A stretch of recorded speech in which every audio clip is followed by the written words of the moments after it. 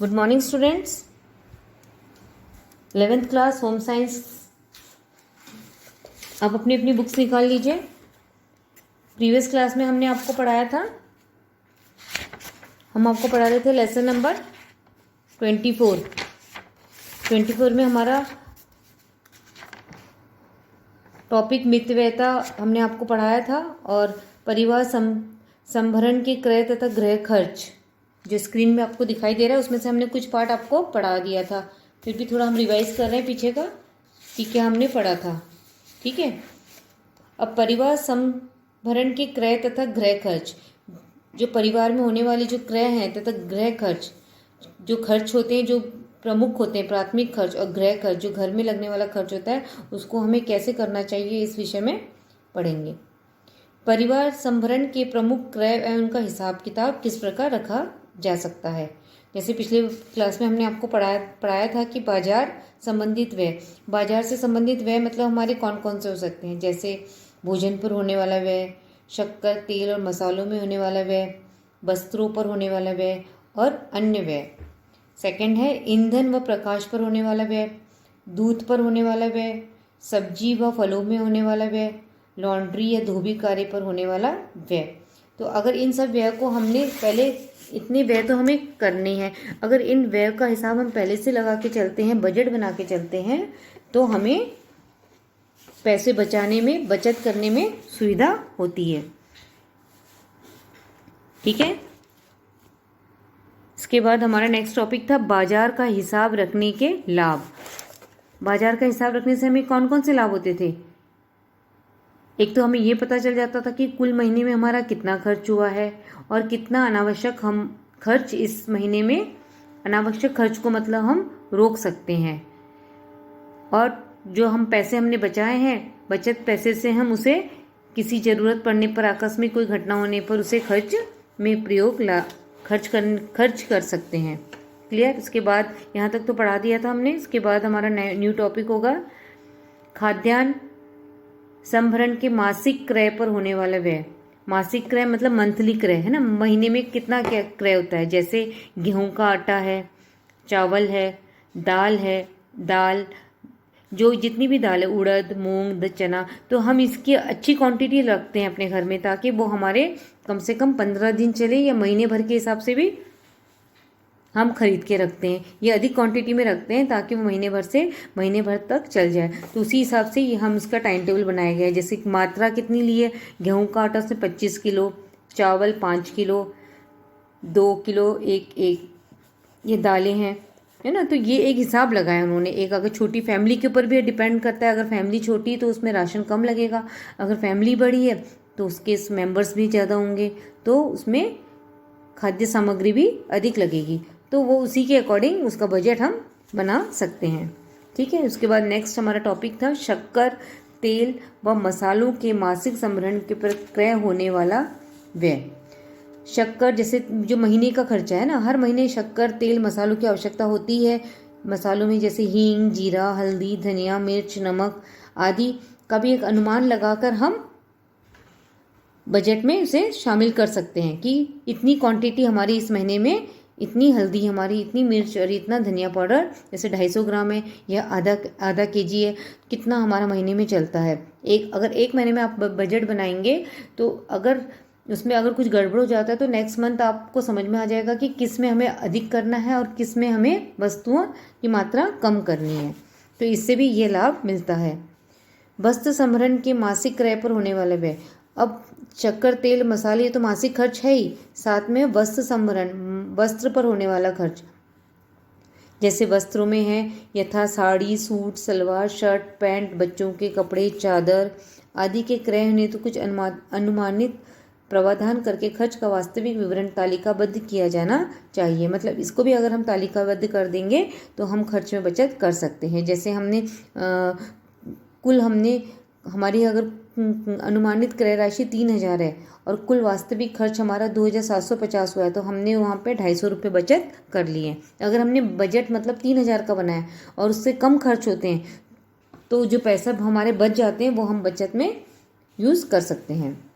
अन्य दैनिक मदों के संभरण के मासिक क्रय खर्च पर होने वाला व्यय।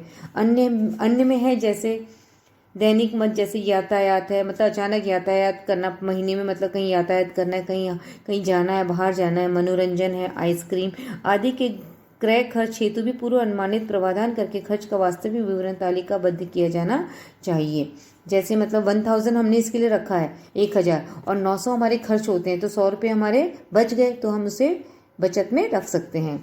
ईंधन एवं प्रकाश की पूर्ति पर होने वाला व्यय, उसी प्रकार जो महीने में हमारा कितना ईंधन लगता है, कितनी बिजली का किराया जाता है, कितनी, अगर हम जितना अधिक यूज़ करेंगे बिजली का किराया भी उतना ही आएगा, और अगर हम बिजली सोच समझ कर चलाएंगे, उसी हिसाब से रखेंगे, तो उसी हिसाब से बिजली का किराया भी कम आएगा। अगर आपके पास इलेक्ट्रॉनिक सामान ज़्यादा है, जैसे फ्रिज है, मोटर है, टीवी है, फैंस हैं, अगर मेंबर ज़्यादा होंगे तो सभी कमरे के पंखे चलेंगे, अगर मेंबर कम होंगे तो एक ही कमरे में बैठे रहेंगे सब, है ना। तो इसका भी परिवार के सदस्यों से फ़र्क पड़ता है बजट बनाने में, ठीक है। उसके बाद है नेक्स्ट हमारा है दूध की पूर्ति पर होने वाला व्यय, क्योंकि हर घर में दूध की आवश्यकता होती है और उसी हिसाब से मनुष्य दूध भी अपना यूज़ करते हैं। अगर मेंबर ज़्यादा है तो ज़्यादा क्वांटिटी में दूध आता है, और मेंबर कम है तो कम क्वांटिटी में आता है, तो इसका भी पूर्व अनुमान लगाना चाहिए कि मतलब महीने में कितना दूध हमें हमारा यूज़ होता है, मतलब एक दिन में कितना होता है। अगर हम 1 लीटर लेते हैं तो उसी हिसाब से बजट बनता है। अगर आप 1.5 लीटर लेते हैं, 2 लीटर लिया जाता है, जितना भी दूध लेंगे तो उसी हिसाब से बजट बनेगा। अगर एक महीने में सपोज आपने एक दिन में आप 1 लीटर लेते हैं, अगर उससे नहीं होता है तो आप दूसरे दिन 1.5 कर देंगे। अगर 1.5 लीटर से चलता है तो उसी हिसाब से आप मान के चलिए कि एक दिन अगर 1.5 लीटर लगता है तो उसी हिसाब से दूध का बजट भी बना सकते हैं। सब्जी व फल संग्रहण के क्रय का व्यय, और वैसे ही सब्जी और फल भी डेली का ही खर्चा है, और इसको भी अगर बजट बना के चलेंगे तो अनावश्यक सब्जी खरीदने से हम बच सकते हैं। लॉन्ड्री और धोबी की यहाँ का व्यय, या धोबी को दिए जाने वाले कपड़ों का भी हम बजट में रख सकते हैं कि हमें पर डे में के हिसाब से 3 या 5, अगर पर डे हम 5 कपड़े दे रहे हैं तो उसी हिसाब से हम कपड़े दें, जिससे कि हमारा लॉन्ड्री का बजट भी सही बना रहेगा। अगर हम ऐसा बजट नहीं बनाते हैं तो कभी जैसे हमने लॉन्ड्री वाले को 10 कपड़े दे दिए, कभी 12, कभी 6, तो इससे क्या होगा, हमारा बजट बिगड़ जाएगा। अगर हम ये मान के चलते हैं कि हमें प्रतिदिन लॉन्ड्री वाले को भी केवल 5 ही कपड़े देने हैं, तो ये हमारे बजट के अंदर भी आ रहा है और इससे बजट भी हमारा सही चलता रहेगा। क्लियर है। इससे हम अपने अनावश्यक खर्चों को बचा सकते हैं, और जो पैसे हम बचा रहे हैं उसे बचत कोष में जमा कर सकते हैं, और जब कभी अनावश्यक हमें आवश्यकता होती है तो उसका यूज़ हम लोग कर सकते हैं। ठीक है। अब इसमें होमवर्क में तो ये आप लोगों को करनी है, टिक द करेक्ट, है ना। गृह व्यवस्था को सुचारू रूप से चलाने के लिए आवश्यक है, और किसी गृह व्यवस्था को सुचारू रूप से चलाने के लिए किसकी आवश्यकता होती है? आय का अधिक होना, या कम खर्च करना, या अधिक संपत्ति का होना, या आय के अनुसार व्यय करना। गृह व्यवस्था को सुचारू रूप से तभी चलाया जा सकता है कि जितनी आपकी आय होगी उसी के अनुसार हम उसी के अनुसार व्यय करना, उसी के अनुसार हम खर्च हमें करना चाहिए। परिवार बजट से अनावश्यक व्यय प्रोत्साहित होता है, नियंत्रित रहता है, स्वीकृत प्रदान करता है, या ज़्यादा होता है। तो सेकंड का कौन सा आंसर आएगा? परिवार बजट से अनावश्यक व्यय नियंत्रित रहता है ना। बजट बनाने से क्या रहता है, हमारा अनावश्यक खर्च भी, व्यय भी, उसे हम नियंत्रित कर सकते हैं। बचत का उद्देश्य है, थर्ड, बचत का उद्देश्य है मनोरंजन करना, आराम करना, या विलासात्मक आवश्यकताओं को पूरा करना, या भविष्य की आवश्यक हम आकस्मिक व्यय के लिए। बचत का उद्देश्य क्या होता है कि भविष्य के आवश्यक हम आकस्मिक व्यय के लिए, ताकि भविष्य में इसका उपयोग कर सकें।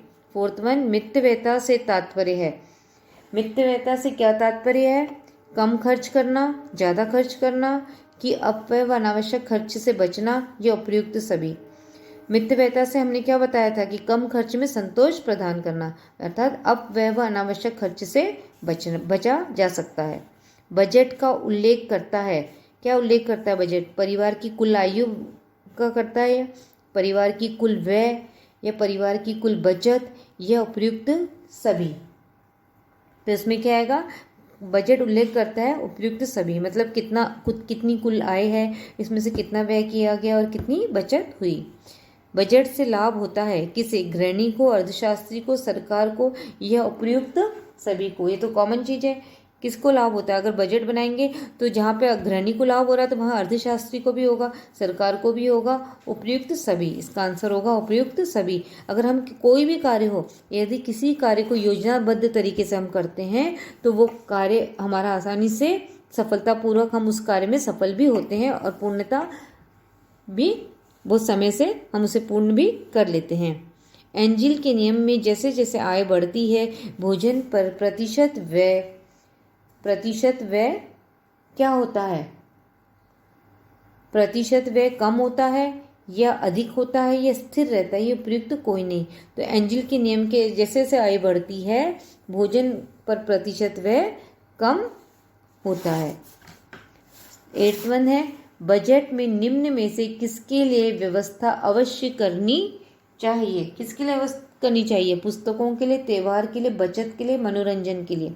तो बजट में से हमें अलग से एक भाग निकालना होगा किसके लिए? बचत के लिए, ताकि भविष्य में हम उस बचत का प्रयोग कर सकें। ठीक है। और आप लोगों को होमवर्क करना है विस्तृत प्रश्न, लॉन्ग क्वेश्चंस हैं। ये लॉन्ग क्वेश्चन आपको सब करने हैं, सभी लॉन्ग क्वेश्चंस करेंगे, लेकिन इनमें से अगर किसी क्वेश्चन के आंसर सेम होते हैं तो उसे आपको एक ही क्वेश्चन करना है। क्लियर? सभी बच्चों को जो भी मैम काम देती तो सबकी कॉपी में होना चाहिए, क्योंकि नेक्स्ट मंथ हो सकता है आप लोगों के मंथली टेस्ट स्टार्ट होंगे। ठीक है।